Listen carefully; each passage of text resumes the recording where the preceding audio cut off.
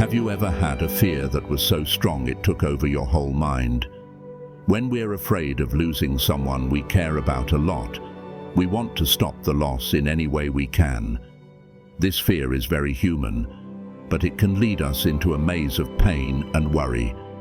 We all have to deal with loss at some point in our lives. The Stoics thought a lot about how painful it is to be apart from people we care about. It's an old idea, but it helps us understand connection, loss, and how to handle the death of a loved one in a new way. Epictetus, a Stoic philosopher, said, "We should always be ready for the unexpected, because we can't stop losing people we care about." This feeling is harsh, but it's based on a deep truth. These wise people teach us that we can change how we deal with loss, but not the loss itself. This video will talk about the Stoic way to deal with the death of a loved one. You can feel swamped by your normal grief-related emotions. We'll talk about how to treasure the memories without letting them hold you back. Most importantly, we'll talk about how to find peace and strength during one of the hardest times in life. How we feel about other people often determines how our lives go. People think that having strong emotional connections is a part of what it means to be human. We were made to connect with other people, and those connections can be anything from gentle love to strong, sometimes crushing addiction. One of the most important ideas in Stoicism is that people are not our possessions. This is especially true when it comes to our relationships. When we lose a friend, a partner, or a child, we naturally feel like someone or something has taken something from us. But Epictetus says, we shouldn't think of these things as losses, but as gains, since these people were never really ours to begin with. Never say anything, "I have lost it, but I have returned it," he said. This makes us think differently about attachment and partnerships. This is what Epictetus's fourth book of talks about the Stoic way of life says. We can't change things outside of our power, even the best relationships we have. Because life is short, we can't think of people and things as under our control. Things that we think of as ours can be taken away at any time. Epictetus himself knew this to be true when the idea of ownership meant having slaves and controlling other people. Most people don't agree with these actions anymore, but people still feel like they own and control their relationships in more subtle ways. We often act, talk, and spend time with friends, family, and even co-workers as if they owe us something, even if they don't know it. This type of ownership isn't as clear-cut as some older ones, but it still shows that people don't understand how relationships and connection work. Everything in the world, including people, is affected by the revolution of the universe. This is because the universe is a natural circle of change and development that runs through everything. This idea shows how pointless it is to try to control all of these outside factors. This is a common human trait that often leads to mental turmoil and pain. According to the Stoic view, there is another way to go. Instead of making people feel like they own and control other people, it teaches them to accept that life is short and uncertain. This kind of acceptance doesn't mean not caring or being emotionally far away. We really understand how our lives and relationships work. That's what it means. When we realize that people and things are not really ours, we are free from the pain that comes from hanging on to them. From this point of view, we shouldn't treat our relationships like things, but instead should enjoy them while they last. Taking a Stoic view can help us deal with the problems that come up in relationships by keeping us calm and wise. In this way, we learn to love and connect with others without expecting anything lasting or within our power. Everyone and everything is a part of the universe's change, which is always happening. This makes us feel at peace. Stoicism's way of understanding emotions. When people are emotionally high or passionate, they are very involved with their feelings. This is often linked to the idea of emotional love. In modern society, where strong love is often praised, a lot of people think that being in love is one of the best feelings that can happen. But the Stoics believed that feelings were bad, especially love-related feelings. Stoicism says that feelings can be put into 4 groups: fear, hunger, pleasure, and sadness.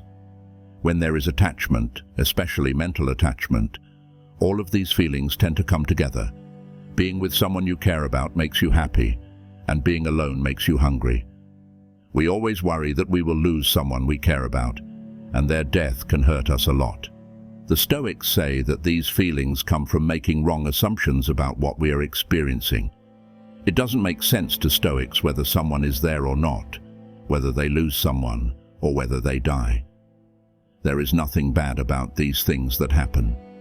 We get angry or sad when we call things good or bad without giving them much thought. This is because our thinking is off track. Epictetus gives us a good way to deal with these crazy thoughts, and by default, our feelings. Start with the smallest, easiest to break things from morning to evening, like a pot or a cup. Then move on to a shirt, a small dog, a horse, a piece of land, and finally your body and its parts, like your children, wife, and brothers. Look around and get rid of these things. You should clean up your thoughts because you're afraid that something that isn't yours could stick to them or grow with them and hurt you if it comes loose. Epictetus says that you should slowly cut yourself off from the outside world. He suggests starting with things that don't matter and then moving on to more important things, like relationships. Most of the time, our emotional connections make it hard for us to stay reasonable in our own lives. It's tough to think straight sometimes when our feelings get the best of us. When things like this happen, it's very important to follow the Stoic advice to cut ties with others and focus on good reasoning. According to Stoicism, the only way to deal with strong bonds and the mental pain of losing loved ones is to practice hard and learn how to make good decisions. For Stoicism to work, you don't have to live without love or feelings. It calls for a life where our feelings are controlled by reason and our ties don't get in the way of our ability to really think and act. The Stoic view on emotional consent is based on having a good relationship with our feelings. It teaches us how to feel love and connection while still being in charge of how these feelings affect our actions and overall health. You can live a life full of deep love and inner peace if you do this practice. In this kind of practice, knowledge and understanding guide your feelings in a way that makes sense. It teaches us to enjoy the nice things in life and the beauty of our relationships without letting our feelings get the best of us. This way of thinking helps us become.